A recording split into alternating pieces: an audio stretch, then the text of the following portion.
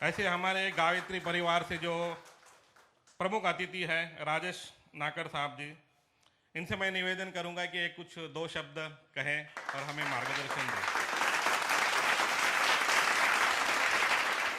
प्रणाम सभी को। माता गायत्री की असीम कृपा से, भगवान विघ्नहर्ता के आशीर्वाद से हम लोगों ने इस प्रोग्राम की यहाँ से शुरुआत की। कोई भी प्रोग्राम की जब हम शुरुआत करते हैं तो भगवान विघ्नहर्ता गणेश जी की उपासना, साधना, आराधना की जाती है, उनके मंत्रों का गान किया जाता है और भगवान विघ्नहर्ता सबके विघ्न हरे वो भावना रखी जाती है। विघ्नहर्ता भगवान जो है वो सद्बुद्धि को प्रदान करने वाले देवता है। जब यहाँ आया, भैया के कार्यों के बारे में पता चला, गायत्री परिवार से हूँ और गायत्री परिवार भी इसी प्रकार से ये सारे सत्कार्य करते आ रहा है और भैया भी जो हैं वो कैंसर के पेशेंट्स के लिए इतनी सुविधाएं प्रदान कर रहे हैं।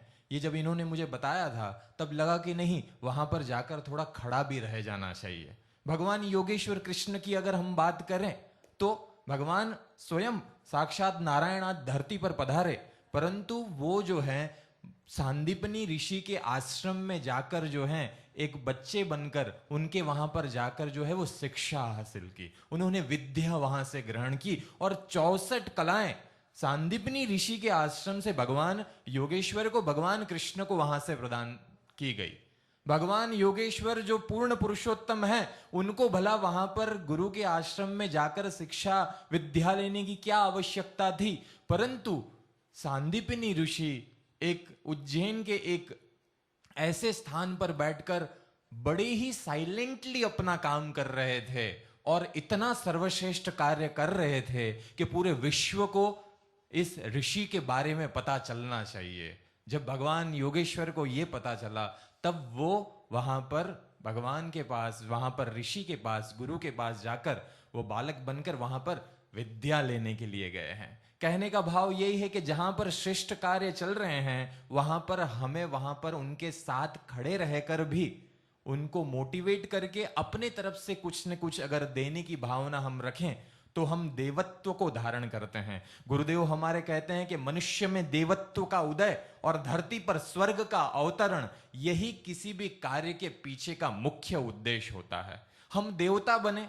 आज हम जितनी भी कलाएं लेकर, भगवान 64 कलाओं में पारंगत थे और उन्होंने श्रेष्ठ भाव रखा है, तो हम जब इस कला में पारंगत हैं तो हम भी भगवान योगेश्वर के मार्ग पर चलकर इस संस्था में किए हुए कार्यों में अपने अपने तरफ से कुछ न कुछ भागीदारी करें और हम में देवत्व को जागृत करें। हम मंदिरों में जाते हैं ना, भगवान से कुछ न कुछ मांगते हैं, 1 BHK है, 2 BHK दे दो, एक गाड़ी है 2 दे दो। हम मांगते हैं, हम मांगते हैं, हम मांगते हैं। हम कौन हुए? हम लेने वाले हुए, तो हम हुए लेवता, और वो देने वाले हैं तो वो हुए देवता। वो देने वाले हैं तो वो हुए देवता। और गुरुदेव कहते हैं कि मनुष्य में देवत्व का उदय जब हो जाएगा तो ही धरती पर स्वर्ग का अवतरण हो जाएगा। और स्वर्ग अगर आपको अपने घर पर, अपने आसपास, अपने अंदर अगर बनाए रखना है तो आपको देने की शुरुआत करनी पड़ेगी।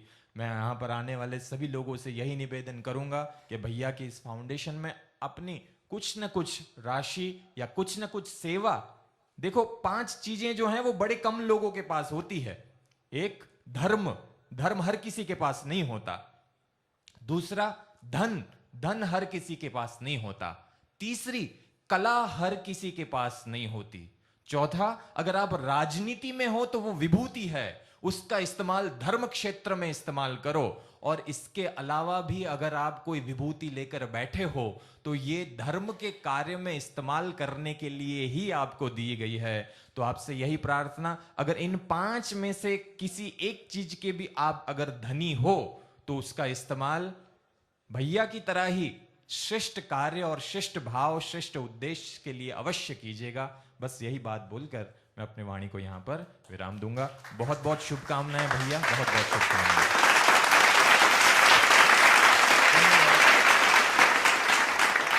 बहुत ही मार्मिक तरीके से उन्होंने बहुत समझाया कि हमें क्या करना चाहिए, क्या नहीं करना चाहिए। भगवान भी थे, उनको भी ज़रूरत पड़ी सीखने की। वैसे मुझे लगता है कि हमें भी बहुत कुछ सीखना है, लोगों को अपने लिए तो हर कोई काम कर ही रहा है, अपने लिए हर कोई जी रहा है। अपना काम करते करते अगर किसी ज़रूरतमंद को हम मदद करें तो कुछ उसका आनंद और ही है। यही सोच लेके हमारी संस्था ये आगे बढ़ चुकी है।